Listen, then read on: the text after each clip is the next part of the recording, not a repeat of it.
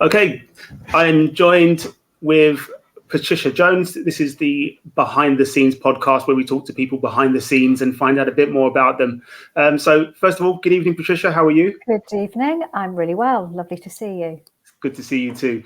So just to give our viewers a bit of a brief what's going to happen, we're going to just talk about you and hopefully your book as well. We'll get to talk about your book, and then we'll go into a bit more about who Patricia is and where Patricia has started off. Is that okay? That's great. Perfect. Good. So, Patricia, tell us about you. So I'm an actor, and I've been an actor for, I'd say, all of my adult life, although there was a break in the middle for reasons we might come to. So yeah, I'm from Newcastle originally, and come from a working class background, which is really what informed my idea of putting this book together, because it's really, it can be, not necessarily, but it can be quite a different trajectory into the business if you come from a working class background, working class or low income, let's say, because not necessarily the same. So that was my background. That's where I came from. Always wanted to be an actor. Wouldn't be deterred no matter what anybody did or said or how they tried to deter me. Wouldn't happen. And then really found that as I started to take steps forward, that I didn't get very much support, and I had to find my own way through it. And that was my feeling about putting the book together. So I thought, I've got to an age now and a stage in my career where I actually have quite a lot of information. Why don't I share it? Put it in one place and share it. So that's what I did. How long have you been working on the book?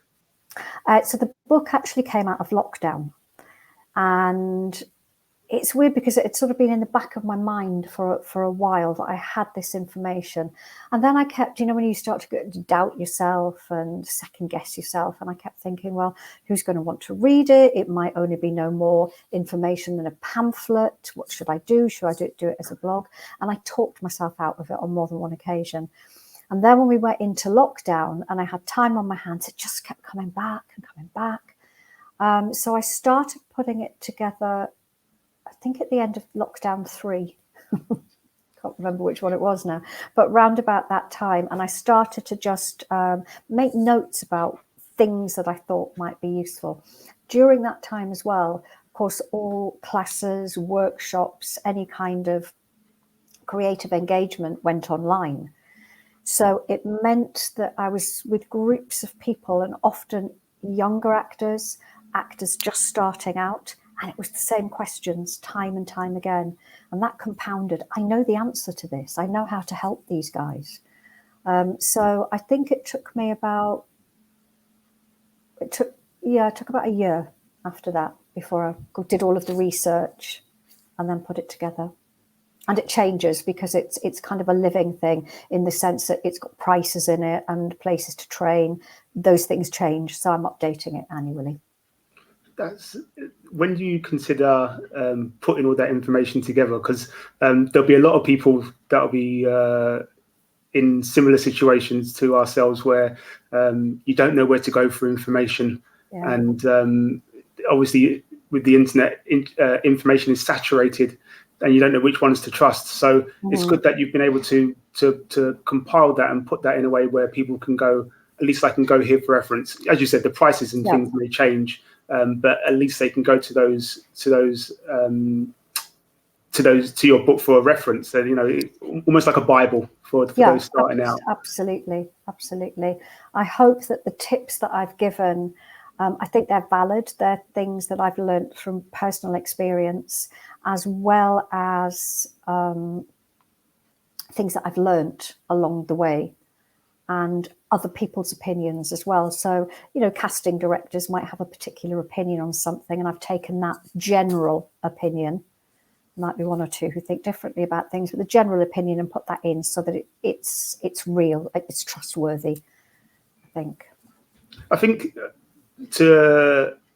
for people to understand, it's not an easy thing to do to get into this industry. And especially for people that are like myself, we're from working class, we find it almost alien, because you see most of the actors and actresses out there that we see as successful, have all been to your top schools, and they've all had the money and the backing behind them.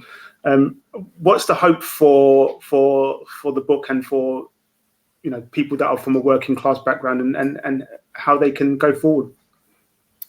The hope really is that it opens doors to just make the arts more accessible to people. I mean, I think it's true, the majority of the well-known, gosh, I don't know if this is true, a lot of the well-known actors that we know did go through the traditional method of going to drama school. There's a lot who didn't. There really, and I discovered this in my research, there's actually quite a lot who didn't. The idea really is that this was just going to help people understand that the business, arts in general, but theatre and acting specifically, are for everybody, and you don't have to go down expensive routes. Some things are expensive. Some things you might have to save up for, such as a showreel, depending on who you go to. But I've been honest about that as well. And there are ways around that, which I've also given. But yeah, it's just about making everything much more accessible and possible. How do you find it? So we talked about the both sides. So those that have been through the drama schools and those that haven't. If I was to say to you, I don't have the funds to go through a drama school, what would your one best advice be? Don't panic. Absolutely don't panic about it. When I was going for my very first auditions, I tried anything to try and disguise the fact that I hadn't been to drama school, and nobody really asked, to be honest with you. I don't think anybody ever said the words, "Where did you go to drama school?" Because what happens is you're either right for a role and people will take a chance on you, and I think that casting has become much more open in that. With social media, you see people getting cast through different channels as well. So casting's a bit more open. And also when you start to build up a CV, that speaks for itself. And then in the end, you have a CV and you go, well, that's who I am. So don't panic, absolutely. Just believe in yourself and trust the process. Don't panic is probably the best thing that you could offer. Yeah, because we all go, oh my God, I'm not enough. I'm not enough. You are, because one of the things is, we are all we're unique. And that's what makes us special. And that's why that's really the key. Just embrace your uniqueness and say, this is what I've got. And this is the offer that I'm going to make to you. If they accept the offer, great. If they don't, move on to the next one. Yeah, good advice. I'm going to ask one question here, and the only reason why I ask it is you may not know too much about it. I know very little about it myself. How do you find the difference between? I don't know if you've spoken to any American actors or anything like that, but how do you find the difference between how things are done over here compared to, say, abroad in places like America? Oh my goodness, I haven't had a lot of dialogue with American actors. I used to read in on a site where they looked for readers, and quite a lot of them came from the States. I think we're given more time here. And I'm saying that with caution, because we do get self-tapes that turn around very quickly, but we are taking steps to give actors a little bit more time for that. In America, it's very, very quick. Almost everything is done on self-tape there. So even quite big theatre pieces for the first rounds, which is happening here more.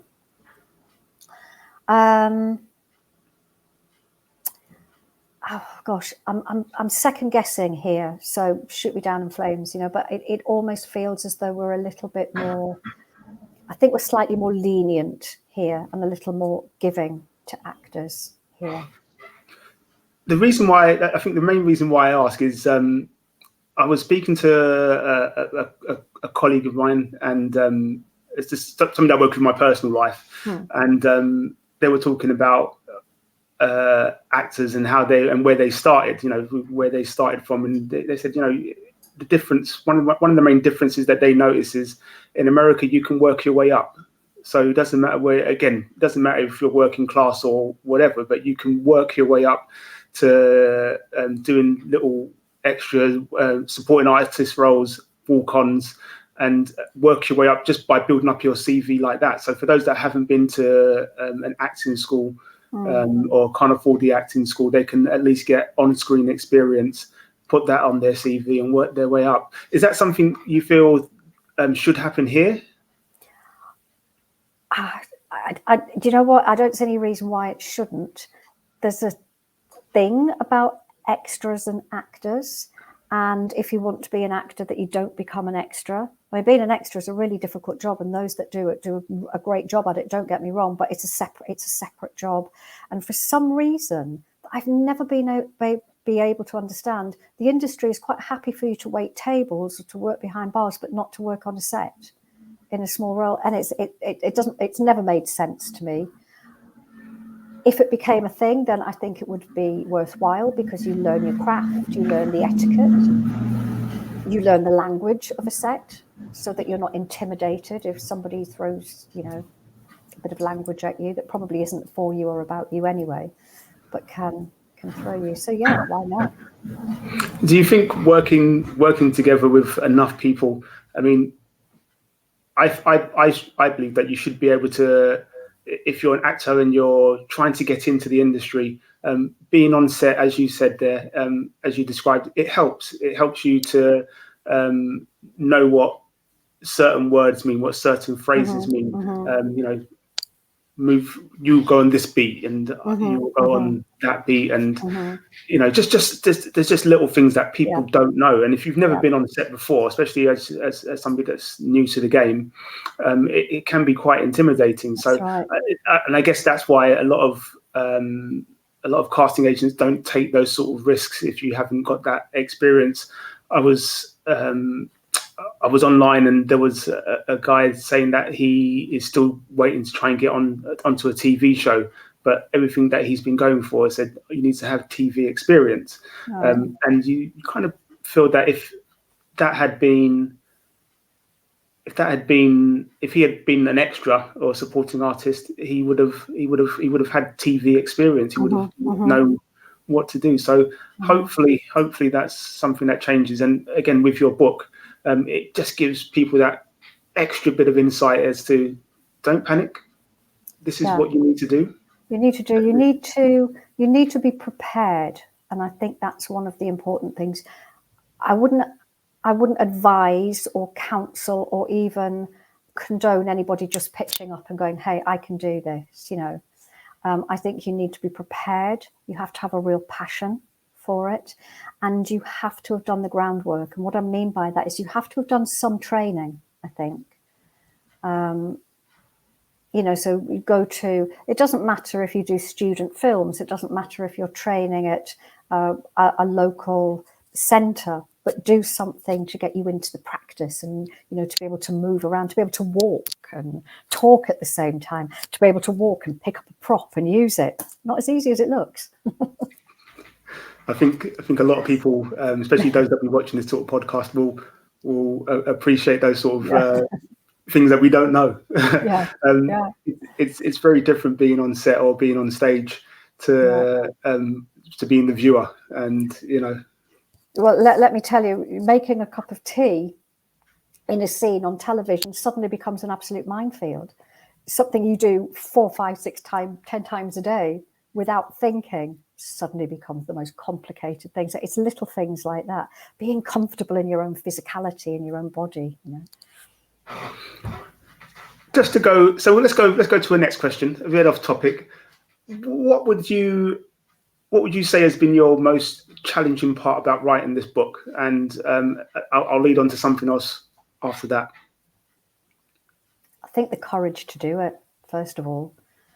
As I mentioned earlier, second guessing, talking yourself out of things. I wondered how valid it was going to be, whether it was going to get shot down in flames, whether anybody would be interested in it. So that was the most difficult part, was getting over my own block about, should I just put it out there? Once I did, and I started to contact people in order to do the research, the response was amazing, and I realised that I'd had something here. If you don't mind me asking, who have you worked with in terms of the research? Is it all your own research, or have you been working with a small group of friends? Or no, I did it all myself, but I did it based, first of all, on places that I know and I've used myself. So basically what happened in my personal story, which kind of relates to this, I had a career break and I went to live in Italy. Partly, well, I'll come back to that, but I went to live in Italy. And then when I came back, I was restarting again. And the business had changed a lot. So a lot of things had moved online. There were a lot of casting sites and things that had moved online. So I was aware that I needed to retrain. I needed to get myself back in the game. I was really rusty. And you never forget how to do it, but I needed to retrain. So I went out and I found various training places near where I lived. Went to them, tried one, tried another one, found some teachers I liked, maybe some others that didn't resonate quite so much, just because of who you are. And then I found photographers. I tried a number of them. As you do, as you change, you use different photographers, and it's all of this information that I'd put together. And then there are some places, such as City Lit in London, which have been going for donkey's years. And I knew about that, and I know how good their work is. So it was a no-brainer not to include places like them. So it was a mixture of the two. Perfect. So you've done all this research. You put it into a book. Thank you. You put it on Amazon. Is that correct? Is it available as a paperback as well? Yes, it is. Yeah. And do you know an ebook and an ebook. And an ebook. Oh, perfect. Are you going to put it on an audiobook? Somebody suggested that to me, and you've asked me that question, so I'm going to say yes, I will. There you go. I'll take the challenge and I will. It's good because I do.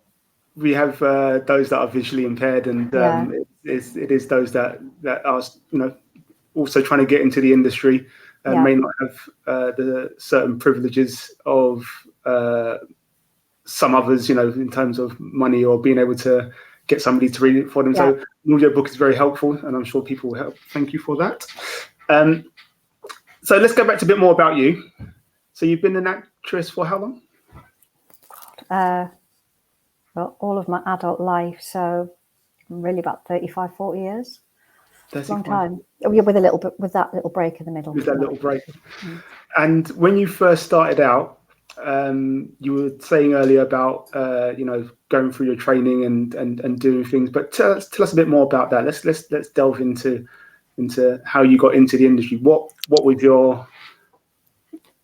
made you get into it? It was something that I always knew that I wanted to do, and I was literally that really annoying kid who, at the age of 5 or 6, would put on shows in my garage and literally force the other kids to be in them. And I'd write them, I'd choreograph them, I'd do the whole thing. So it was very much, it was there within me. And when I was about 16, I think you had to be 16, I joined Northumberland Theatre Company, Youth Theatre rather. It doesn't exist anymore. But that was a really good training ground. They treated the company like a professional company, so you learned the etiquette of everything. It was really disciplined. You had to know your lines. It taught you how to build characters, all of those things. And that really, really kind of compounded that this is what I was going to do. I was determined. So by the time I left, I was 18 and had said, to my mum, this is what I was going to do. That's sort of, my mum was really supportive, don't get me wrong, but I don't come from a theatrical background. It was like, where did this come from? And it's not possible. So there wasn't a huge amount of, go out and get it. So I got a job as a dental nurse and was working there. I was there for about a year, and I didn't tell anybody, but I quit my job as a dental nurse, and I'd actually gone to do some drama school auditions, and I got into East 15. So I had to break the news to my mum. She was sort of not pleased and half pleased, because and I got into East 15, and then I couldn't get a grant to go. Now, this is going back in the days where, before you got student loans and things like that, you had to get a grant, and they were discretionary. So because it was for the arts, you had to really put forward your case, and I was declined. So that seemed to be the end of that story. So I moved to London with my friend who was going to drama school. He went to drama centre. We shared a flat together, bedsit, they called them then. And he would literally come home from drama school. He'd tell me what he'd learned, and I'd try and learn that way. So that was the beginning. So from 16 to 18, and then down to London after a year and a half of being a dental nurse. Yeah. I think one of the things that people don't realise, again, those that don't work in the industry, they don't realise that people, especially when you're starting out, and even when you're a bit more established to a certain extent, is what sort of other work you have to do to do. Just to pay your bills. So, how long were you staying with your friends while he was studying in London, and what happened from there? Gosh, so we continued to share flats for a long time afterwards. The flats did get a little bit nicer. So gosh, I don't know in terms of years, but I think I'd been in London for about a year, and then I got my first job, which was doing a pantomime, and it was touring. It was like a little touring pantomime. So I did that, and I think, if I remember rightly, that's how I got my equity card, because you had to have a card to work in those days, which is another big difference. It's much more open now. You don't. But in those days, you couldn't work. You certainly couldn't work in the West End. You couldn't do a #1 tour. And you had to work so many days in and out of town. So it was a tough slog just to get your card. You got a provisional one, and then it went to a full card. Like a driver's license. Yeah, like a driver's license. Yeah, never got one of those. I got an equity card, but never got a driver's license. So I did that job, and then I started doing jobs on the London Fringe, and that's where I got a lot of experience. Some of them are awful. Some of them were really good. Some of them were in terrible venues and nobody came. Others were in really good venues, and we got the national press would come, and we were turning people away. So that depends. And I do encourage people to do fringe theatre. Do it with an open heart and an open mind, and it is what it is. It's always experience. So I did that, and then I got a call for a play that was, it's the theatre's now the Curve in Leicester, but it was Leicester Haymarket back then. And they were doing a play, and they were looking for Geordie actors. And I'd got an agent by this time as well. And so that was my first really good job that I went to do this play in Leicester. That was my first proper credit, really. I know you explained earlier, and taking chances and getting yourself out there, and student films or whatever wherever the project may be, just trying to get out there. One thing that came up a lot while I was researching to do this podcast was pay. Mm-hmm. And how much do you do for free before you need to start getting paid? Because again, everybody knows, especially if you're in one of the major cities, London, Manchester, Birmingham, wherever you may be, Bristol, if you're somewhere where there's a thriving industry, you're going to find that your prices for rent and everything else is usually quite high, because you want to be close to the centre where everything is happening. How much free stuff do you think people should do? And do you feel that more free stuff should be, how can I put this? There should be less free stuff and everybody should get paid at least something, or it's just part and parcel? No, I think there should be less free stuff. I think that there should be some kind of structure for payment. Having said that, if you have absolutely nothing, you are just you, and you, like I was, I was literally, all I had was the body and the clothes that I stood up in, and I wanted to act. So I did work for free because I didn't have any other option. Nobody was going to give me a job. So I did the Fringe, I did student films, and I think I might have done a couple of like little voiceover things and stuff like that for free. And that was to build my CV. It's a hard one. I think you have to reach a decision at some point. Enough is enough. I'm worth more than this, and I'm going to be paid for it. And it's really very much a personal decision, in the sense that you know when you've got. So I think once you've got your headshots, once you've got a show reel together, which we can talk about later, and once you've got a couple of 3 things on a CV, then maybe just start applying for things that are paid.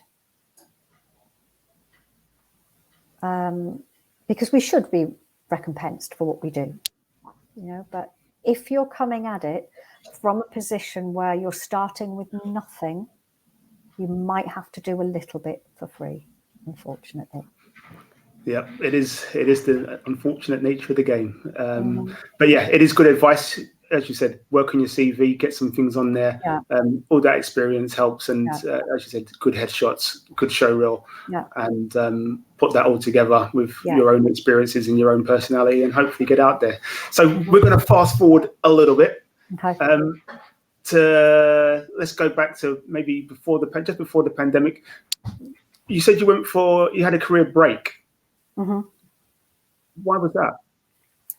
Well, here we go. No, absolutely. No, it's really pertinent. And here's another story, which is just coming back into the press right now. So I had got into, I after all of that, working for nothing, doing all of these things, I actually got a 4-year contract with a television program. So I went back up to Newcastle, and I did a series called Biker Grove, which was a really popular kids series. I know it. Do you remember it? Oh, of course I do. I always think that people are going to be too young to remember it, so I always talk about it in historical terms. So I'll show my age. I'm 40 plus. There you go. You see, you certainly don't look it. It was a 2-year contract, and I remember I spent my last 60 quid getting up to Newcastle. And when I went into the room, the director said, "Oh, I'm not actually sure that you're going to match up to the 2 kids that we're looking for." And I literally was like, "I'm here now. You just don't send me straight back out of the room." And he said, "Well, you do look like the other child," because it was a blended family. It was a family that were coming together. So he said, "Okay, sit down and talk to me, because we could swap these kids around and you could become their mum," which is what happened. And so that actually extended into a 4-year contract. After that, I was kind of flying for a bit, and I went off and I did quite a lot of other bits and pieces of telly. I started to do some good theatre, and I thought, this is good. I think I've got this now. So I must have got to about 42, something like that. And it was like a tap had turned off. And 1 year passed, the next year passed. I was doing a few voiceovers and things like that. And I think in those 2 years, the only thing that I'd gone for was like a commercial for a soft drink or something like that, which I didn't get. And I thought, this is it then. I've hit my 40s. I'm a woman.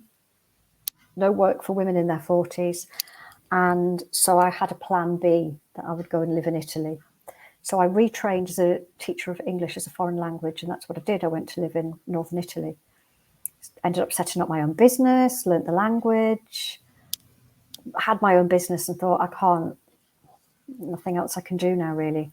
I am an actor. I was actually writing on the board one day, and I thought, I can't do this anymore. I'm going back to England to continue. So I came back and started again. So the reason I went, long answer to a short question, was because I hit that age where the belief is women stop working. I think that's a fear for a lot of people, especially women that I've spoken to. It's that ageism thing where they say, "Oh, we need somebody that fits this role," and you get to a stage where you're in between roles, and there's not enough done to roles shouldn't be age specific, all the time. It shouldn't be, oh yeah, we need somebody that's young, and or we need somebody that's the other side, and say we need somebody that's elderly, and you go, yeah, but there's a whole middle ground. For male actors, you can sort of just go, oh yeah, you just slot in. It's not as difficult. Do you see that changing since you've started getting back into things? Well, not until very recently. There's something that's happening at the moment. So Jennifer Coolidge has just won the Golden Globe for, is it White Orchid? Yes. Yeah.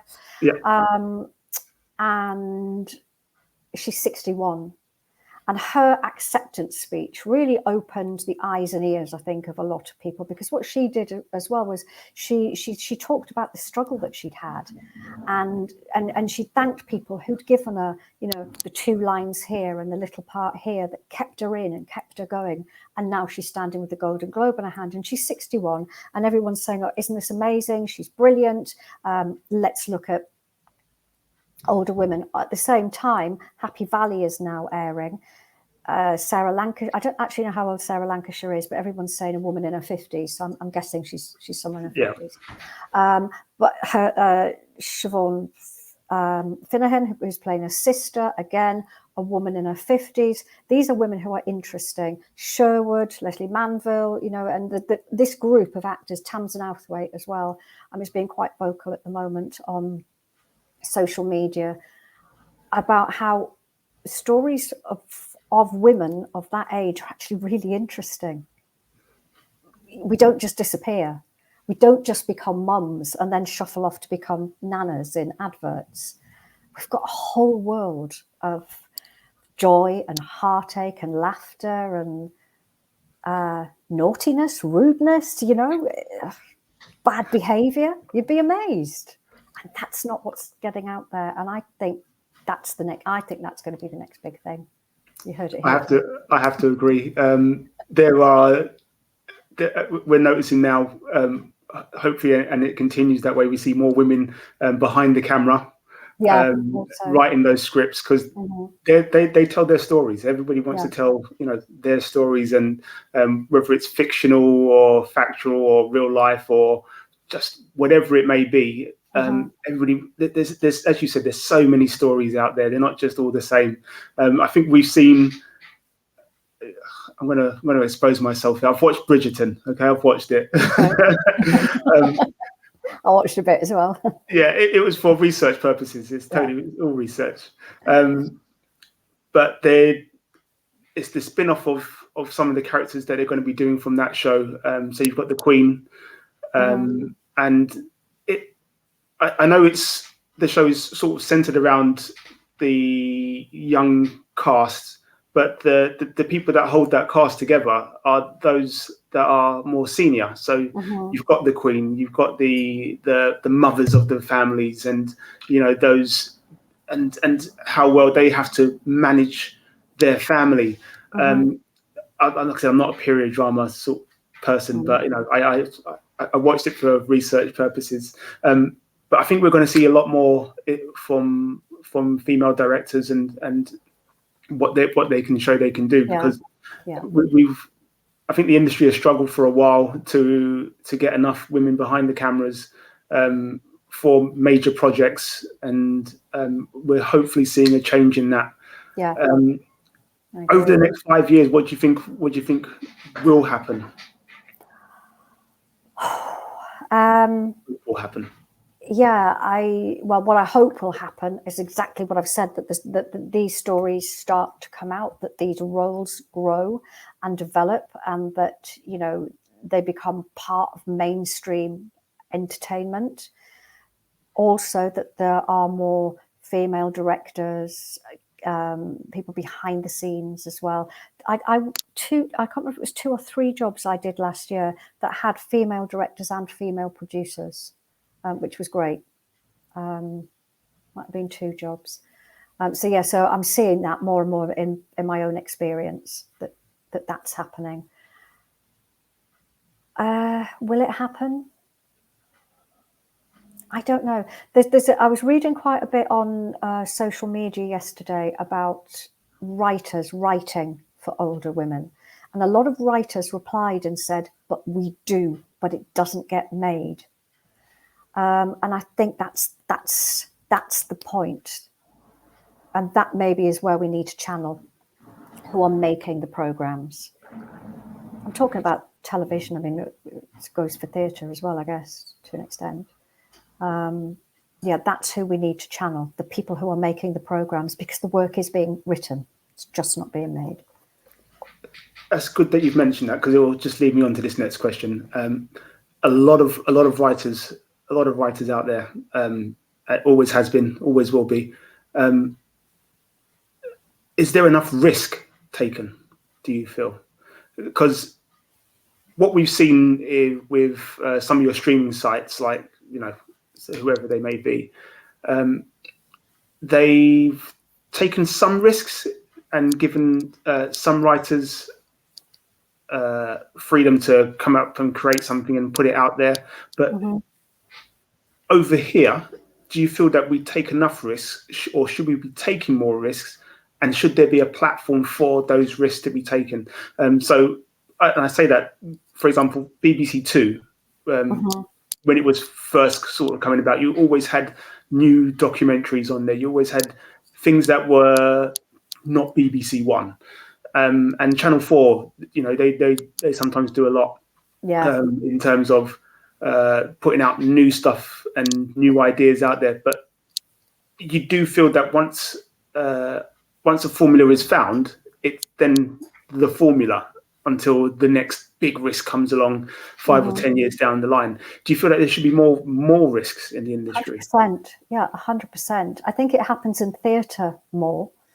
I think, I know for sure, like, just to give an example, Live Theatre in Newcastle, they do lots of new writing, and they have the Elevator Festival, and they have a couple of times a year, I think they have new writing festivals where they do scratch nights and things like that. It happens a lot in Manchester as well. And I think it's essential. That's where new writers get to try out, new performers get to try out. We live in a commercial world, and that's part of the problem why people maybe are reticent to take those risks. Would the big theatres do it? Sometimes. But I think it veers more towards we've got to make money. You know, theatres aren't terribly well funded, a lot of them. So they need to get those bums on seats. In terms of television, well, BBC Three is great, you know, because BBC Three is where a load of the comedy stuff comes out of, and a lot of the new actors and, you know, things like, what was that Normal People, and all of that came up. All of that was exciting new writing. So I think BBC Three still does a great job at that. And there are some writing, it's kind of like a competition, I think. I know that I did a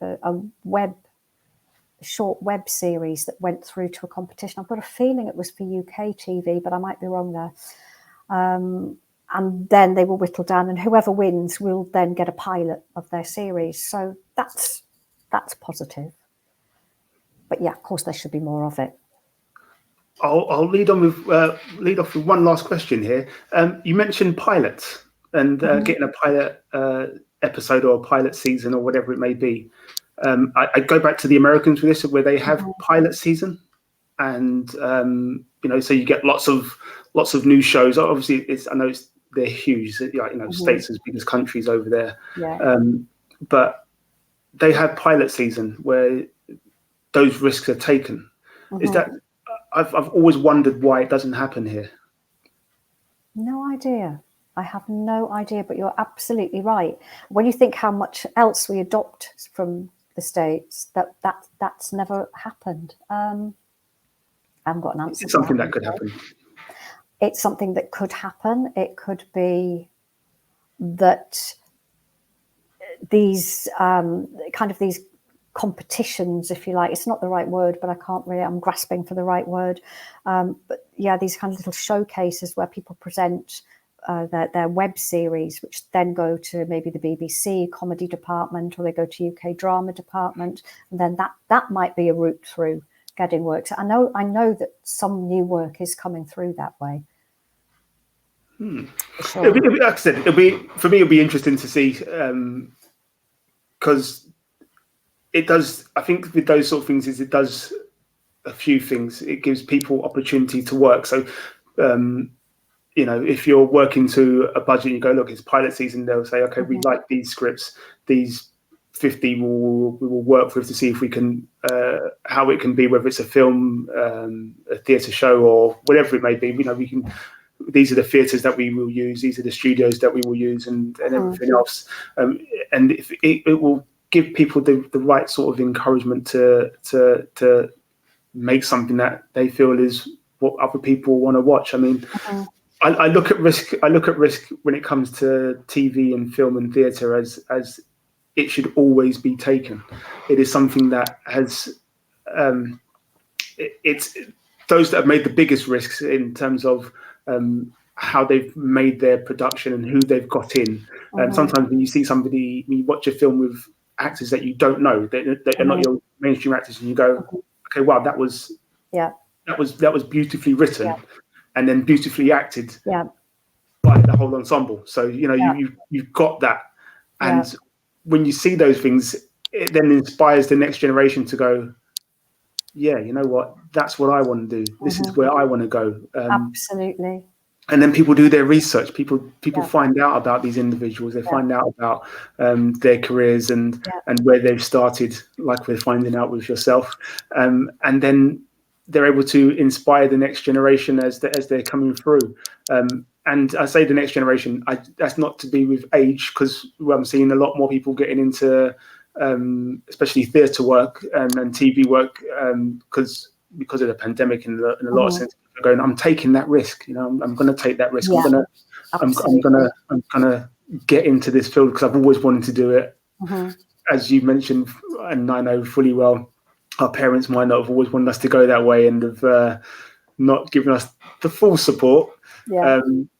But yeah, it's something that we need to hear. It's these sort of stories are the ones that make the industry what it is. And there's lots of people that like these independent films, these independent TV shows, these theatre productions that are in theatres that only seat 50 people because it's an intimate setting and you're right in with the actors as they're on stage. So you're close quarters, they're not far away from you. You can feel them breathe, you can hear every emotion in their voice, and it's great to see. It's exciting, isn't it? It's what it's about.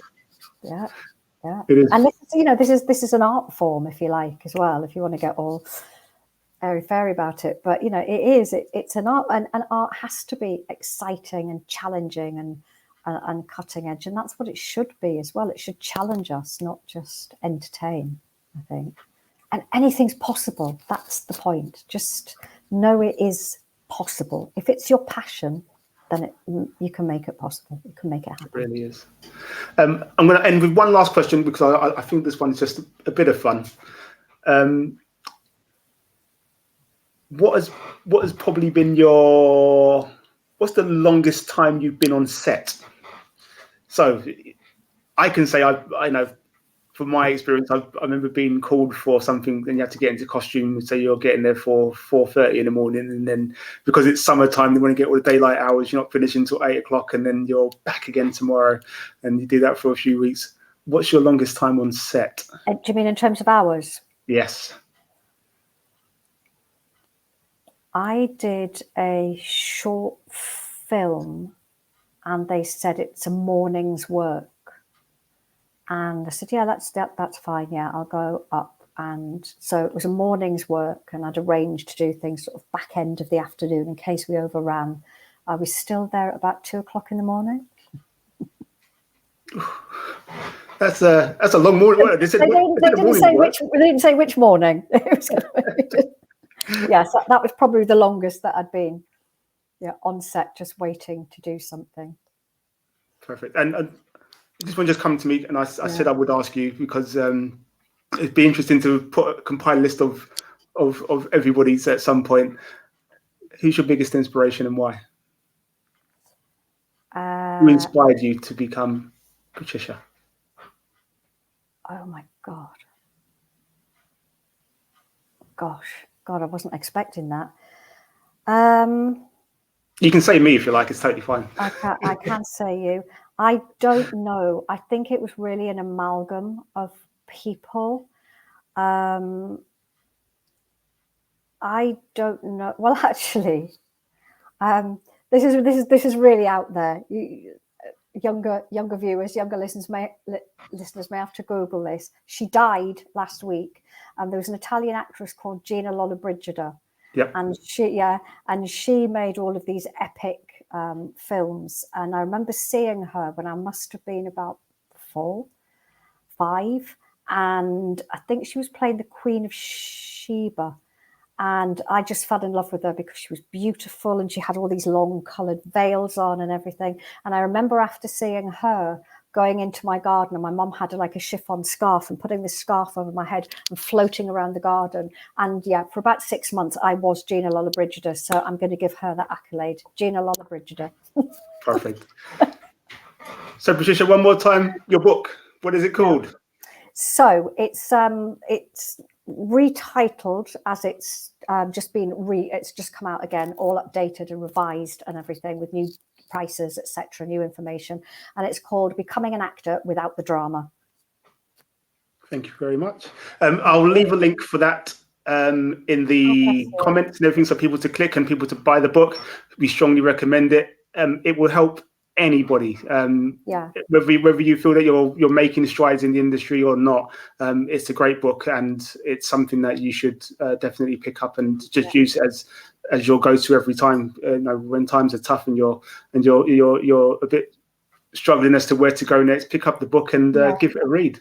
It is, and also actually there's quite a few links and information in there about places where you can go to ask those questions of people as well. So organisations that support and help as well. So So make sure you check it out.